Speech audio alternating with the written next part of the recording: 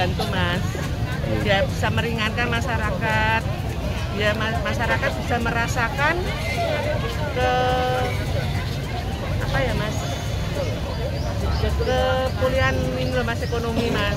Ya. Nah, ini kan jenengan belanja apa Ibu? Ini sembako, paket sembako sama telur. Nah, itu dapat apa aja Bu?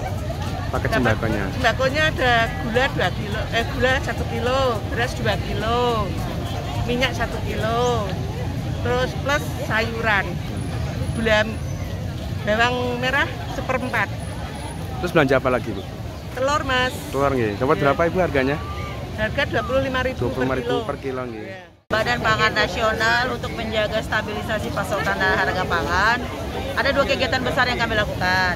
Yang pertama namanya FDP, kegiatan fasilitasi distribusi pangan, yaitu memindahkan atau memobilisasi dari wilayah produsen ke konsumen atau ke wilayah yang harganya lebih tinggi.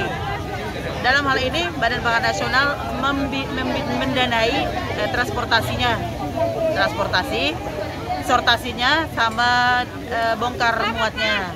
Jadi dengan harapan di harga produsen sama dengan di harga konsumen. Nah itu yang pertama. Terus yang kedua ada kegiatan besar juga bazar seperti keadaan saat ini. Bazar pangan murah yang difasilitasi oleh pusat, fasilitasi Badan Pangan Nasional. Dilakukan untuk menjaga stabilisasi pasokan dan harga pangan. Pusat itu mendanai untuk operasionalnya. Jadi pusat belum mampu, bukan belum mampu ya. Pusat itu belum ada pos untuk subsidi. Jadi kami hanya mendanai operasional pelaksanaan acaranya supaya dapat berjalan dengan baik. Harapannya kegiatan yang serupa dapat diadopsi kabupaten-kabupaten lain untuk menjaga stabilisasi agar tingkat inflasi terjaga dengan baik.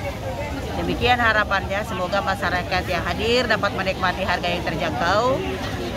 Seperti hashtag kami, petani sejahtera, pedagang untung, dan konsumen tersenyum. Seperti itu. Baik, terima kasih Bu Leni. Sama.